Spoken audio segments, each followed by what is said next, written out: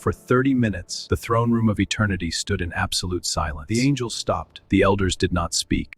It was the kind of silence that comes before a storm powerful enough to shake worlds. She held a trumpet of judgment, but before any trumpet could sound, another angel appeared. It carried something sacred. The prayers of God's people. Every cry for justice. All of it rose like a fragrant cloud before the throne of God. Then the angel did something terrifying. He took the censer, filled it with burning fire from the altar.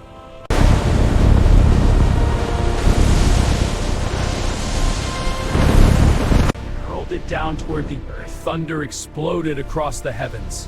Lightning ripped through the skies. The earth shook violently beneath its inhabitants. A time of mercy at Bethsaida. Greenville raised his trumpet. Forests erupted in flames. A third of the earth's trees vanished in fire. Then the second angel sounded his trumpet. The oceans turned to blood. Ships shattered.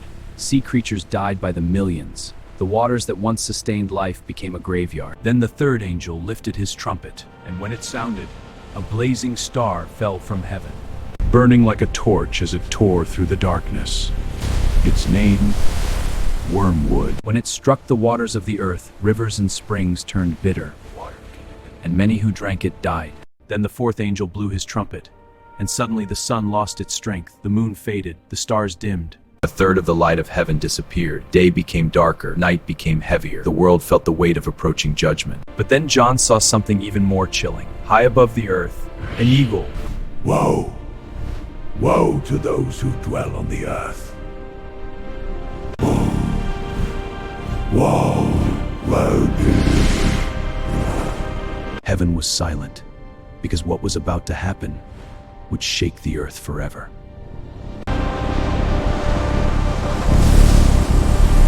Then the fifth angel lifted his trumpet. John saw something terrifying. A star had fallen from heaven to the earth. But this star was not just a piece of light in the sky. It had a mission. And in its hand was the key to the abyss, the bottomless pit.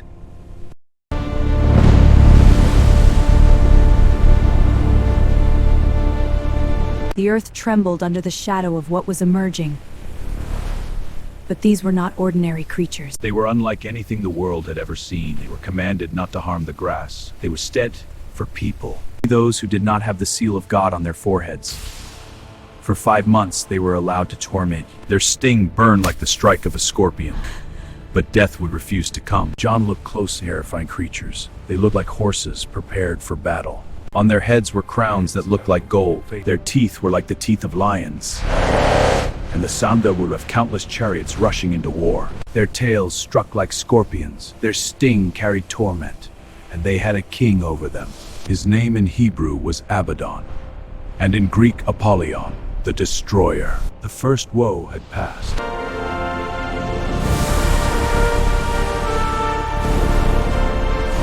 Then the sixth angel sounded his trumpet. Release the 4 angels bound at the great river Euphrates. These angels are prepared for such moment when they will release a massive army appear. 200 million riders. Their horses breathe fire, smoke, and sulfur. And through these plagues, a third of humanity was destroyed. Yet even after in judgments, many people still refused to change. They continued worshipping idols of gold and stone. The first woe had passed. The second had come. But the final woe. Humanity shaken, but God had more to reveal.